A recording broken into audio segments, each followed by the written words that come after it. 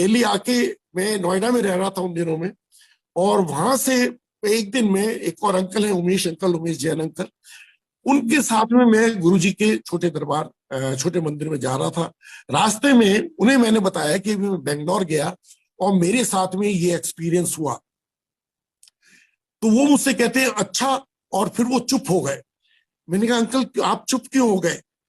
कहते uncle I am surprise, अभी just few days back, कहते मैं छोटे छोटे मंदिर गया था और वहां पे गुरुजी ने एक आंटी को बोला तू अपना सत्संग कर।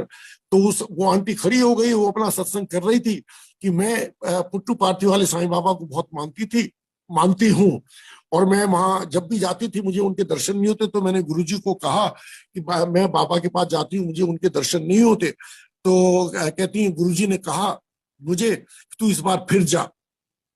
तो कहती मैं फिर वहां गई, तो मैं उस बड़े हॉल में बैठी हुई थी। अब मैं आई कैन विजुअलाइज जो बता रहे हैं मुझे, वो जो हॉल नीला में जिसके अंदर ही 4-5 हजार लोग बैठे थे। कहती मैं वहां बैठी थी और मुझे एक बुलावा आया अंकल का कि उन्होंने कहा कि आपको बाबा बुला रहे हैं।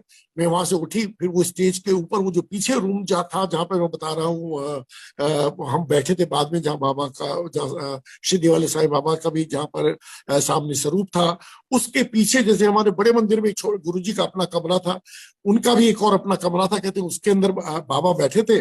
जैसे मैं वहां गई तो बाबा मेरी तरफ देख के पूछते हैं मुझसे कैसे आई है? तो उन्होंने कहा बाबा मैं आपसे मिलने आई हूँ। और और कहती है मैंने उनसे कहा बाबा इतने लोग यहाँ बैठे हैं, आपने मुझे कैसे बुला लिया? तो कहती है बाबा ने कहा तू मेरे पिता के पास से आई है, मैं तुझे भला कैसे ना बुलाता। Can you imagine? वो ये बात मुझे बता रहे हैं और वो अंकल कहते हैं कि तुम बता रहे हो कि तुमने उनमें गुरु जी को देखा, और वो कहते हैं, साईं बाबा कहते हैं उन आंटी को तू मेरे पिता के पास से आई है, मैं तुझे भला कैसे ना बुलाता। और दूसरा बोला तू मेरे पास क्या लेने आई, तुझे तो वहां पे सब कुछ मिलता है।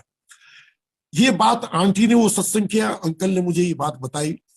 और अब मुझे लगा कि भाई मैंने वहां जो उनमें उनके दर्शन किए थे, मेरा वहां बुलावा ये गुरुजी की तरफ से वहां बुलावा था। और उनके अंदर वो गुरुजी का रूप, जो उनको गुरुजी का फादर मानते थे, वो चीज थी।